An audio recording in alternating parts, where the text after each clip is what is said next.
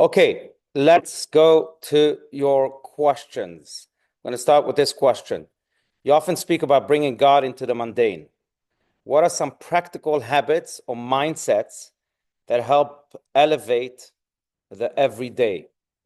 So I have many initials, like the pop theory, if you recall, but I also have this initial called the ACG theory. ACG theory. And that stands for action, consistency, and growth. That's how you bring God into the mundane. You have to be action-based. Don't worry how you feel. Don't worry what mood you're in. Focus yourself and dedicate yourself to the action, to mitzvahs, to doing that which is right. Now, you should have consistent actions. One of the worst expressions in English, and I've said this in the past, is to do random acts of kindness.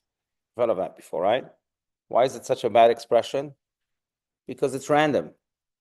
Judaism doesn't believe in random acts. We believe in acts of kindness, but not in random acts of kindness. We believe in consistent acts of kindness. That is what eventually changes the world and changes us also, by the way. The more we do good consistently, the more we become good. The more we do good consistently, the more the world becomes good. Just a random act, fine, can change the world, but not too much. It's like splashes. It's nice, it feels good, but then it goes away. Consistency is really what creates a change. And then growth, never be satisfied with the person you were yesterday. Today, you have to grow even more. And tomorrow, you have to grow even more. And always grow in your actions and grow, of course, in your own personality, in your own refinement, in your own qualities, in your skills, and in your talents. I think that's how you bring God to the mundane. Now, everyone has their own way of doing so, right? My actions may not be the same as your actions. Everyone has the actions that really speak to them the most. Some people are tremendously kind, so they give charity a lot or they help people a lot. And some people, that's not really the inclination. The inclination is more to study, more to pray, more to listen, more to, right? They may be more introvert. So everyone has different actions and everyone has different ways of making these actions consistent and have different ways to grow. But you have to figure out, everyone has to figure out their own ACG. And with that ACG, you can really bring God into the mundane and create positive change in the world and in ourselves. That's this question. Next question. How do you personally balance the demands of public leadership with maintaining your own inner spiritual growth and family life? So I don't know if there's a perfect formula for that, frankly. Man,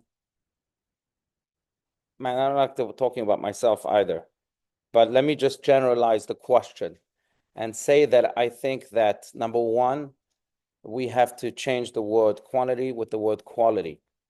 I can be with my family all day long, but I really wasn't there. You know why? Because I was on my phone all the time. I was thinking of other things all the time. I just wasn't there. And I could be with my family for just 1 hour and I was fully there, and it's as if I was there all day long because I gave them quality. And I think that is the number one formula here. That's balancing public leadership with family life. Same with spiritual growth.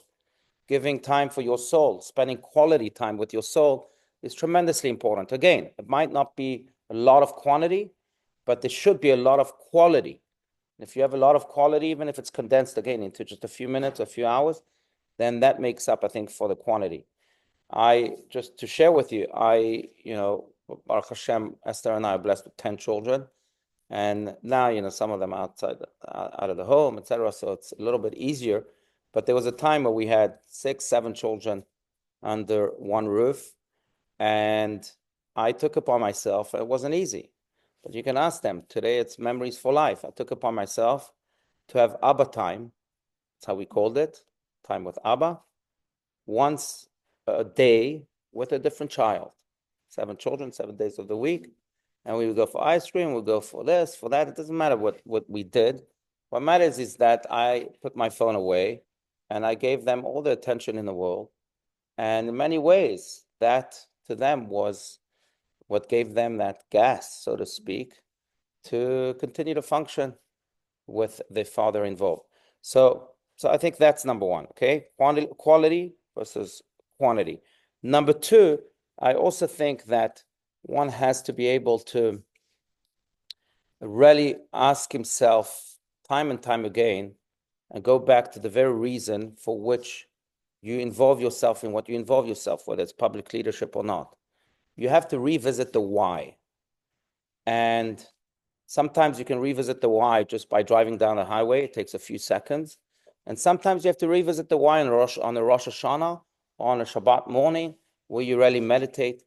And when you are connected to your why, when you realize that you chose the path you chose, not because of selfish reasons, but quite the opposite, for selfless reasons, for God himself, that in and of itself gives you the motivation, the power, the drive, the time to dedicate yourself to all that you need to be dedicated to, whether it's public leadership, whether it's family, whether it's spiritual growth or anything else.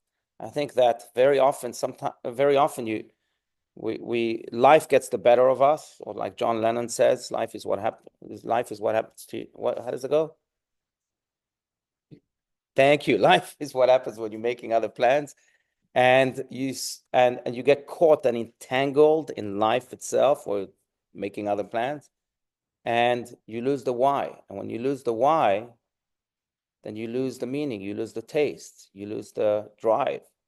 So I think it's very, very important for people to always go back to their why, and every person knows when they need to go back. Sometimes it's once a day, sometimes it's once a week, sometimes once a month, but you have to go back to your why if your entanglement in life makes you lose it. And number three, I would say, in addition to quality versus quantity, and going back to the why, I would say that you really need people, mentors or spouses, to put you on the straight path from time to time if you deviate. I think it's very important to be open to other people's advices, people who truly care about you, and to tell you, hey, you're spending too much time at work. Come back home for dinner. Or I see that you're way too involved with this. What about your spiritual growth? So I think it's very important to have people on the outside who can really give you advice, and it's very important for you to be open to that advice. They can give you advice, but if you're not open to it, it's not going to help. So I think that's a third ingredient in this formula on how to balance the demands of public leadership with spiritual growth and family life. Okay, let's go to the next question here. This is about Yizkor that we just said you recited yesterday during the second day of Shavuot, as we do each and every holiday. So it goes like this. I'm assuming having people leave during the Yizkor service is a custom rather than a law, as I've been to synagogues where that is the practice and to synagogues where that is not the practice. At the conservative synagogue where I grew up, that had an Orthodox rabbi, it was the custom for people not saying Yizkor to leave, which is, by the way, what we do here. People who don't say Yizkor, people are fortunate enough to have both of their parents alive, leave the room. Those who don't, stay in the room to say Yizkor. Now, but I think all the other conservative synagogues that I've attended have not had congregants leave during the service. Now,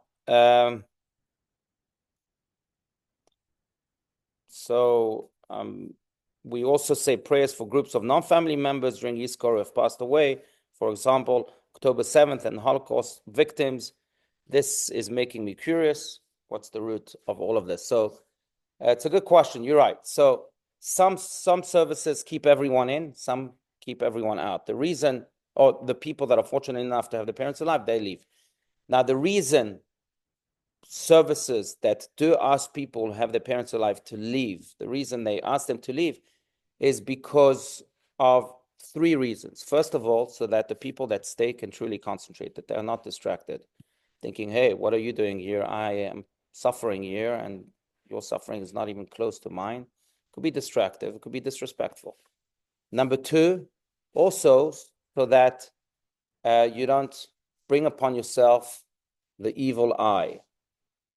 Now, whether we believe in an evil eye or not, that's a whole different discussion. But if you stay, then people say, oh, what? Their father, their mother died? And if that's not the case, then you're manifesting something that You don't want to manifest. Of course, you want your parents to remain alive. So it can invite the evil eye, and that's why the people leave. Third, it is also because of the spiritual reason of why we do Yizkor altogether. Yizkor is an invitation to our loved ones to come and connect with us. Yesterday, they came down to this room right here to connect with us. Now, if people who have their parents alive, they will be left unvisited, right? If they stay in the room, then who's going to visit them? It's like being in camp and you had visitings day with your parents. Your parents came to visit you. And then you always had those kids whose parents did not come visit them. So it makes both the parent and the child who's visited by the parent feel awkward, feel bad for those kids whose parents are not visiting them. So because we want the souls to feel fully comfortable in coming to visit the children here below, we ask the people who do have their parents to step outside so that they don't feel like, oh, like the soul doesn't feel bad. I came to visit my child, but this other person was left alone. We don't want to bring any suffering upon those souls. So that's yet a third reason why some services ask their congregants who have their parents alive to leave. But I will say, we did that on Yom Kippur this past year as well as the year before. But when there is a Yizkor for October 7th victims, for example, some congregations call everybody back to the room because that applies to everybody. It's a national tragedy, so everyone therefore is welcome. You can split the Yizkor service into two. One part with the people who've lost their parents, another part with everybody because it's for a national cause, like the Holocaust, like October 7th. And many congregations do that too. So that's, yes. Yeah. And he said the Sephardim only do Yizkor on the day of the anniversary. So the Sephardim don't do Yizkor. It's an Ashkenazi custom. Sephardic Jews don't do Yizkor. They do, instead of Yizkor, they do what's called Hashkabah. Hashkabah is a prayer for the soul, almost like the Kel Malei Rachamim prayer that Ashkenazic Jews do. It's just a different one. The version is different, but the Hashkabah is not recited in public like Yizkor is. It's recited for every individual. I've been to Sephardic synagogues where instead of Yizkor, they have a lineup. It can take hours, by the way, but they have a lineup of people who lost their parents. One by one, they go up to the rabbi who does for them an Ashkabah. That's how they perform it.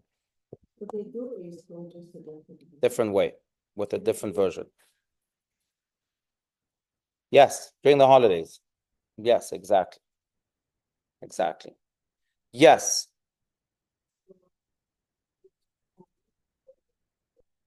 No, a good point. It's for your 7 relatives. The 7 relatives. So mother, father, brother, sister, spouse, daughter, son. Correct. So when you talk about that, you're talking about anyone that would, if they would leave the room if they. Yes, that's right. Exactly. That's right. That's right. Yeah. Okay, let's go to the next question here. What do you believe the Jewish world will look like in 50 years? And what must we do today to ensure that vision becomes reality? I'm no prophet, so I really don't know, but I will say I'm very optimistic, very, very optimistic.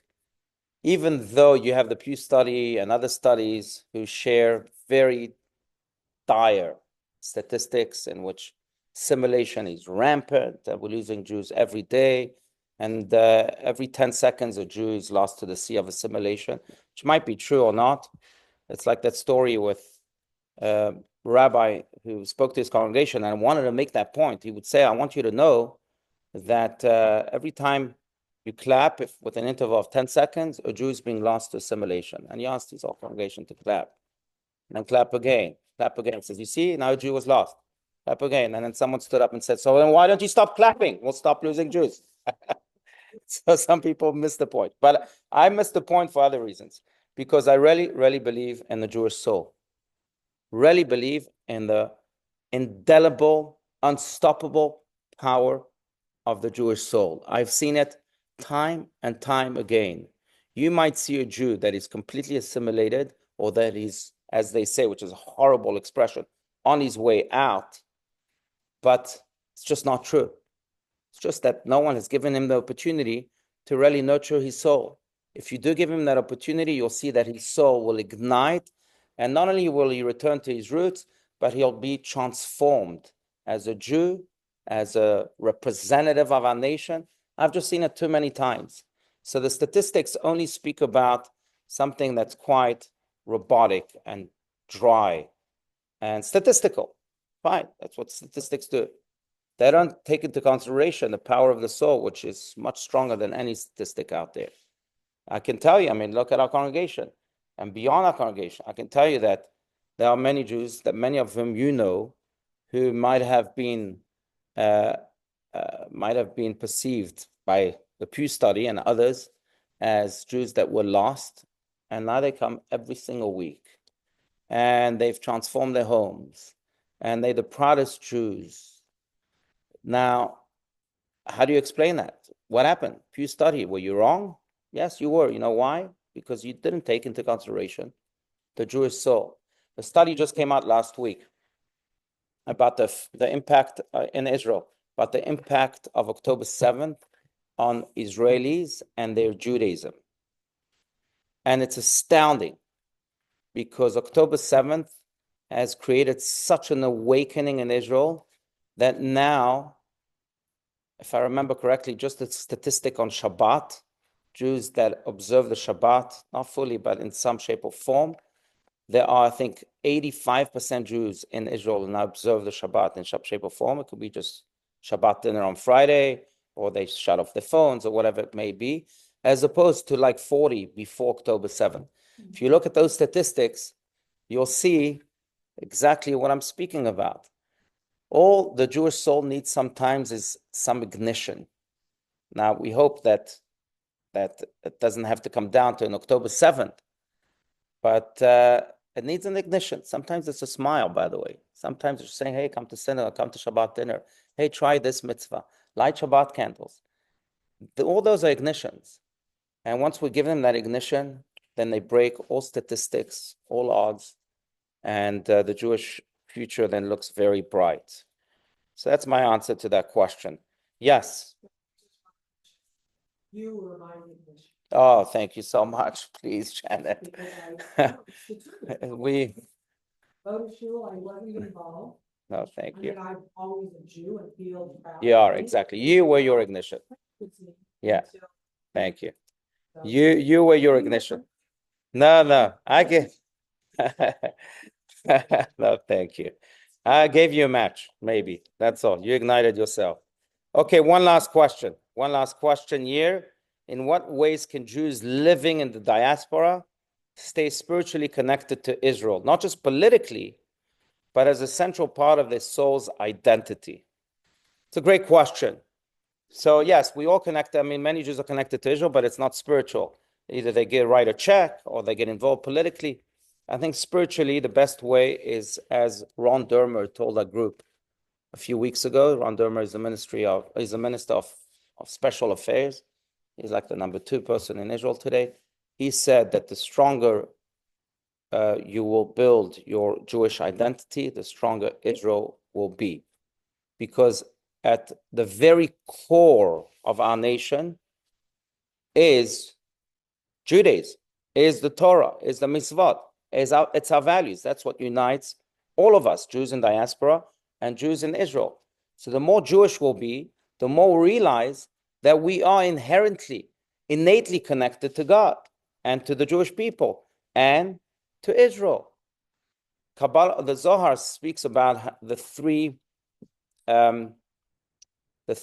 knotted rope, a rope with 3 knots that is always connected. Maybe like a sailing type of of rope. But not number one is the Jewish people. Not number two is the Torah. Not number three is Israel, the Holy Land. These three are forever connected. And when you strengthen your connection with your Jewish people, with your Torah, you'll strengthen your connection with Israel. You see that in Israel too. I think people that are deeply devoutly connected to the Tanakh, to the Bible, to the Torah, understand how Israel is a critical part of our identity. Those who are not, less understand that. So I think that the answer to this question is we have to strengthen our own Jewish identity, and by doing so, we'll also strengthen our spiritual connection with Israel. Just conclude with maybe a juxtaposition that's mentioned in Nathan Sharansky's book called Defending Democracy. I don't know if you've ever heard of that book. But there he speaks about how one day an Israeli journalist by the name of Nachum Barnea went to interview a dangerous terrorist in an Israeli jail. Thank God he was caught. And he went to interview him. And he asked him, at what point, Mr. Terrorist, did you think that you can overcome this nation? After all, the IDF is as powerful as it is. Well, what made you think that you can overpower them? And the terrorist said, it's interesting. That happened actually right here in jail. Right here in jail, there was a moment in which I thought to myself, oh, my battle was worth it because we can overpower them. And the journalist says, when? And the terrorist says, it was Passover not long ago. And I see my Israeli God eating a pita with falafel. So I went up to him and I said, are you not supposed to not eat pitas, not eat bread on Passover? Where's your matzah? And the Israeli God says, yes, but these are laws that applied to us years ago. They don't apply to us now. And that's when the terrorist knew, he said, now we can overpower a nation, because a nation that doesn't care about its past, about its value system, is a nation that doesn't have a future. And in many ways, this comes to strengthen this point. The more we do care about our past, about our value system, the more we have a future, the more our connection with Israel remains intact. But we have to care first and foremost about our Judaism, and then we'll find the Israel within it too.